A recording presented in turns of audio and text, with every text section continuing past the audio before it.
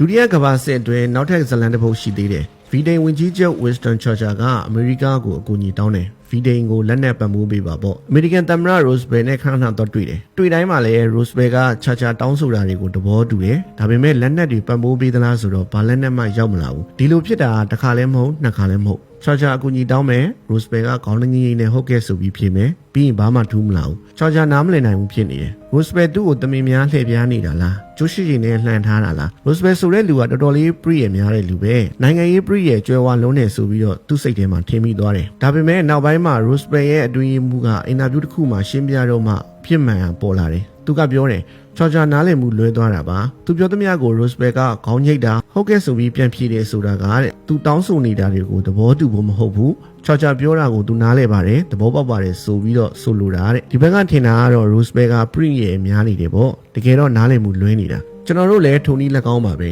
မြင်နေမြတူတူများတွေရဲ့အဓိပ္ပာယ်တွေကိုဖွင့်ဆိုဖို့စူးစမ်းနေရင်းနဲ့အာယုံစိုက်နားထောင်ဖို့တတိလွတ်သွားတတ်တယ်ကျွန်တော်လည်းပါထူးတယ်လေကျောင်းမလုံးကအင်မတန်စာညံ့တယ်ဒီတော့အရွယ်ရောက်လာတဲ့အထိငါအတော်လေးတုံးတဲ့ကောင်ဆိုပြီးတော့စိတ်ထဲမှာစွဲနေတယ်နောက်ဆုံးမှာအမှုပညာကျောင်းတက်ဖြစ်တယ်ကြော်ညာလောကတွေကိုရောက်လာတယ်ငါလိုတုံးတဲ့ကောင်တော့ကြော်ညာနဲ့ပတ်သက်ရင်လုံနိုင်တာပဲဒီလောက်ကတော်တော်လေးလွယ်တာပဲဆိုပြီးတော့ထင်မိသွားတယ်ကျွန်တော်တော့လုံနိုင်ရင်ကျန်တဲ့လူတွေကလည်းလုံတက်ရမှာပေါ့ဆိုတဲ့အတွေးရလည်းဝင်လာတယ်ကျွန်တော် driver ဖြစ်လာတော့ကျွန်တော်လုတ်ခိုင်းတာတွေကိုလုံမပေးနိုင်တဲ့လူတွေကိုစိတ်တူမိတယ်အားမရဖြစ်မိတယ်ဘာလို့မလုံနိုင်ကြတာလဲအဖြစ်အရတစ်ခုတည်းရှိတယ်ဒီလူတွေကပြင်းလို့လုံလားမရှိလို့ပြင်းတဲ့လူလောက်အသုံးမကျတာမရှိဘူးတရက်ကြတော့ကျွန်တော်လှုပ်ဖို့ကိုင်းမဲ့တယောက်ကကျွန်တော်ကိုပြောလာတယ်ဒီ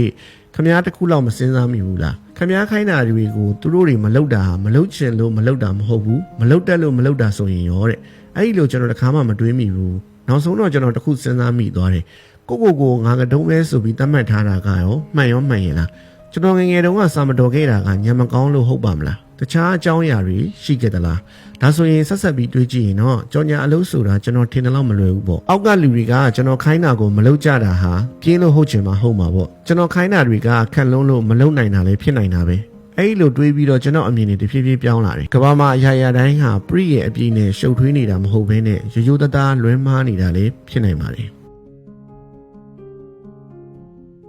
ကျွန်တော်ရဲ့ဗီဒီယိုတွေကိုတော့အပတ်စဉ်တနင်္လာနေ့မနက်9:00နာရီနဲ့သောကြာနေ့ည9:00နာရီတို့မှာတင်ပြီးတော့မှာဖြစ်ပါတယ်